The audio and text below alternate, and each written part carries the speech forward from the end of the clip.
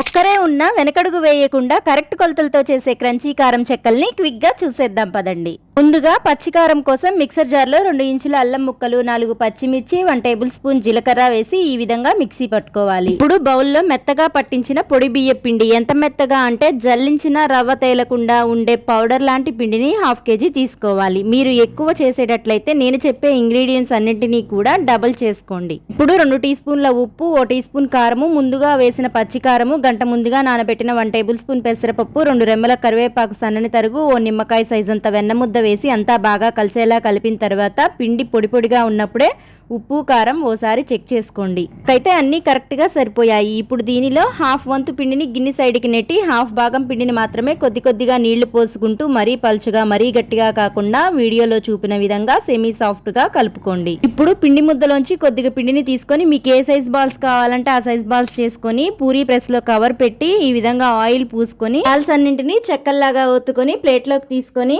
ఒక్కొక్కటిగా హీట్ అయిన ఆయిల్లో వేసుకుంటూ వెంటనే గరిటె పెట్టకుండా 50% వేగిన తర్వాత తిప్పుకుంటూ ఆయిల్ ఇలా బబుల్స్ తగ్గిన తర్వాత తీసుకోవటమే. అంతేనండి, ఒక్కరే ఉన్న విజయం పొందేలా చేసే క్రంచీ కారం చెక్కల్ని మీరు ట్రై చేసి మీకు ఎలా వచ్చాయో కామెంట్ చేయండి. రెసిపీ నచ్చితే లైక్ చేసి మన MB food bite channel subscribe చేసి ఫాలో అవ్వండి.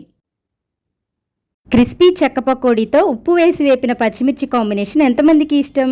ఈ సూపర్ కాంబినేషన్ ని ఇంట్లోనే ఈజీగా సెట్ చేసేద్దాం పదండి. దీనికోసం ముందుగా జల్లించిన పొడి బియ్య పిండి 3 కప్పులు, శనగపిండి 1 కప్పు తీసుకొని 1 టేబుల్ స్పూన్ వరకు వాము, 1 టీ స్పూన్ పసుపు, రుచికి సరిపడా ఉప్పు వేసి అంతా ఒకసారి కలిపి ఉప్పు సరిపోయిందో లేదో చెక్ చేసుకొని మరుగుతున్న వేడి నూనె 1/2 కప్పు పోసుకొని చేతులు కాలకుండా స్పూన్ తో ఒకసారి కలిపి తరువాత చేతితో ఇలా బాగా స్క్రబ్ చేస్తూ బ్రెడ్ పౌడర్ లాగా కలిపి ఇలా హోల్డ్ చేసి పట్టుకుంటే ముద్ద అవ్వాలి. ఇప్పుడు పిండి అంతా ఒకేసారి కలపకుండా కొద్ది కొద్దిగా తీసుకొని మాత్రమే నార్మల్ వాటర్తో ఈ విధంగా చపాతీ పిండిలా కలిపి నూనె రాసిన మురుకుల గొట్టంలో పెట్టుకొని హీట్ అయిన ఆయిల్లో చుట్టుకుంటూ ఒత్తుకొని వెంటనే గరిటె పెట్టకుండా 50% వేగిన తర్వాత రొటేట్ చేసుకుంటూ కాల్చుకొని ఆయిల్ బబుల్స్ తగ్గిన తర్వాత తీసుకోవటం. మరి ఈ స్వీట్ షాప్ స్టైల్ చెక్క పకోడీని మీరు ట్రై చేసి మీకు ఎలా వచ్చిందో కామెంట్ చేయండి.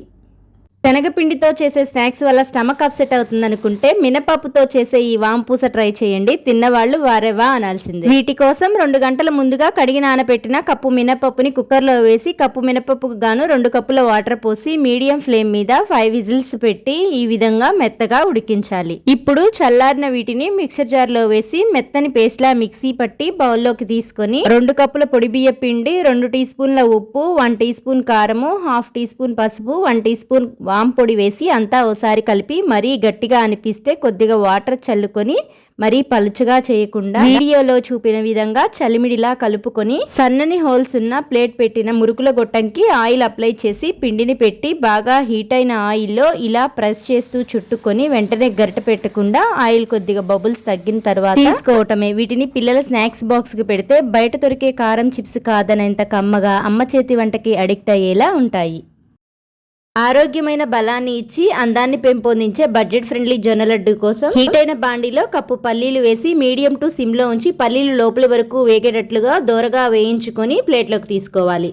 అదే బాండీలో 2 స్పూన్స్ నెయ్యి వేసి కప్పు జొన్న పిండి వేసి సిమ్లో ఉంచి కనీసం 4 to 5 మినిట్స్ జొన్న పిండి మంచి సువాసన వచ్చే వరకు వేపిన తర్వాత స్టవ్ ఆఫ్ చేసిన తర్వాత మాత్రమే కప్పు బెల్లం వేసి అంతా ఓసారి కలిపి 4 యాలకులు, 2 టేబుల్ స్పూన్ల ఎండు కొబ్బరి పొడి వేసి అంతా బాగా కలిసేలా కలిపి చల్లారనివ్వాలి. ఇప్పుడు మిక్సర్ జార్లో ముందుగా వేపిన పల్లీలు, జొన్న పిండి మిశ్రమాన్ని వేసి మెత్తగా మిక్సీ పట్టి ప్లేట్లోకి తీసుకొని వేయించిన బాదం పప్పులు కూడా వేసి మరో 4 టేబుల్ స్పూన్లు నెయ్యి వేసి అంతా బాగా కలిసేలా కలిపి లడ్డూలు చేసుకోవటమేనండి. ఈ లడ్డూని పిల్లలకి స్నాక్స్ గా ఇస్తే జంక్ ఫుడ్స్ ని కూడా కాదని కమ్మగా తినేస్తారు. ర్యాపిడో కంటే ఫాస్ట్ గా రాయి లాంటి బలాన్ని ఇచ్చే రాగి మురుకుల్ని చూసేద్దాం పదండి. దీనికోసం ముందుగా కప్పు రాగి పిండి, కప్పు శనగపిండి, కప్పు పొడి బియ్య పిండి వేసి రుచికి సరిపడా ఉప్పు, 1 స్పూన్ కారము, 1 టేబుల్ స్పూన్ వాము, 2 టేబుల్ స్పూన్స్ నువ్వులు వేసి అంతా ఓసారి కలిపిన తర్వాత ఉప్పు సరిపోయిందో లేదో చెక్ చేసుకొని 3 టేబుల్ స్పూన్స్ వరకు వేడి నూనె కానీ నెయ్యి కానీ వేసి చెయ్యి కాలకుండా ఓసారి స్పూన్తో కలిపి తర్వాత చేతితో అంతా బాగా కలిసేలా కలిపిన తర్వాత పిండిని హోల్డ్ చేసి పట్టుకుంటే ఇలా ముద్ద అవ్వాలి. అవ్వలేదు అంటే మరి కొంచెం నూనె కానీ నెయ్యిని కానీ యాడ్ చేసుకొని చేతితో తాకగలిగినంత వేడి ఉన్న హాట్ వాటర్ ని పోసుకుంటూ వీడియోలో చూపిన విధంగా చపాతీ పిండిలాగా కలిపి మీకు నచ్చిన షేప్ ఉన్న ప్లేట్ పెట్టిన మురుకుల గొట్టంకి ఆయిల్ పూసుకొని పిండి ముద్దను పెట్టి ప్లేట్ పైన కానీ కవర్ పైన కానీ ఈ విధంగా చుట్టుకొని హీట్ అయిన ఆయిల్లో వేసి వేసి వెంటనే గరిటె పెట్టకుండా 50% వేగిన తర్వాత తిప్పుకుంటూ ఆయిల్ బబుల్స్ తగ్గేంత వరకు ఉంచి తీసుకోవటమే. అంతేనండి, రాళ్ళని కూడా పిండి చేసేంత బలాన్ని ఇచ్చే రాగి మురుకులు రెడీ.